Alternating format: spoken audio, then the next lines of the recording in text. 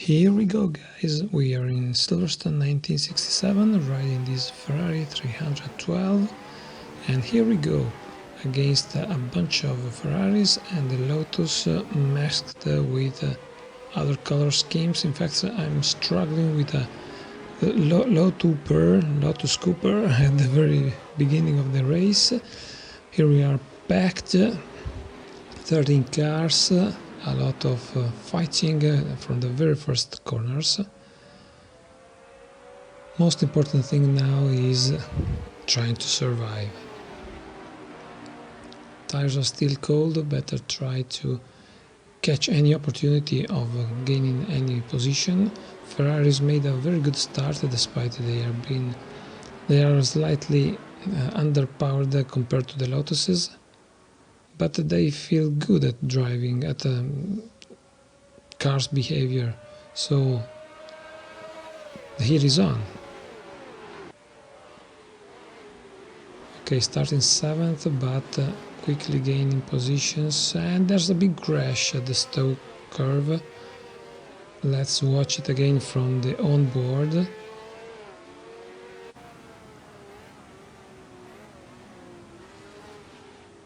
Yeah, a small bump on the nose of the car. In fact, you will see it's slightly damaged, but fortunately the car's behavior is not affected, so the race can go on. Well, after this crash, many Lotuses have been left behind, despite they're quite faster, so I must expect them to come up before the end of the race. And in front of me I've got two more Ferraris, quite far as you can see, but who knows, maybe without disturbance I can push a little bit and catch them.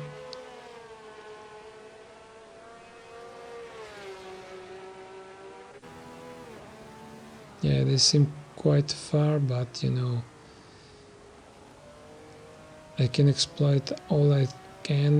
As a matter of fact, you can see this is a trick that doesn't work for all cars, but here it's pretty effective. If I keep a higher gear than the correct one in the corners, when I accelerate it's like having a kind of traction control. It's not any traction control, but the torque is milder, and I gained the time of one gear shift, so maybe some cents of a second more. And in a few laps you can see I could catch them and aim for the slipstream. But I must not distract, because what's happening behind me? There's a big gap, yeah, but there's a Lotus there. Two Lotuses, three Lotuses, Lotu-bham, Lotus in Brabham livery. Well, that's interesting from Assetto Corsa, without purchasing a lot of cars, being able to recreate at least some colors and imitate some variety. But there's an attack I can make to this Ferrari. He's gonna resist. We cross the wheels, quite dangerous.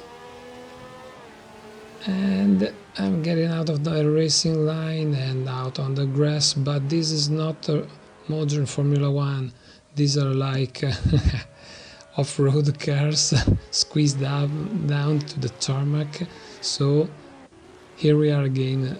The battle is still on, and in the mirrors I can see that Lotu-bham, I don't know what to call it, so I must keep attacking until I can put that Ferrari behind me, between myself and the Lotus. Yes, it's done. There's still one half lap before the finish line, and that Lotus is still attacking around the outside. And now in the inside I must catch the first car, because otherwise I'll have to struggle for keeping that 8 cylinders behind me. but I'm in the slipstream, I don't lose grip, I may go for crossing the trajectories, and it's done. Yep, now let's not do mistakes. Just for example like this. No, I'm on. I lost some speed, who knows, but the two cars behind me are busy fighting each other. Yep, I can keep up the position. The Lotus is second now, and I keep making mistakes, and now all I've got to do is to cut all the openings, keep all door closed, and accelerate as quick as I can out of the corners so that Lotus will have a hard time finding a way. 2 more corners before arrival, and yes, he's got my slipstream. He can attack here, but just a little waving right and left. Yeah, I'm straight Mino. And let's see again the arrival. I can't believe I got first at this race. It's against the AIs at 96%. I'm not so skilled, but that was a nice race. You can see the Lotus in my mirrors till the last meters, and I had a lot of fun. Yes, come racing with these old junks because they're not junks. There's a lot of fun. See ya!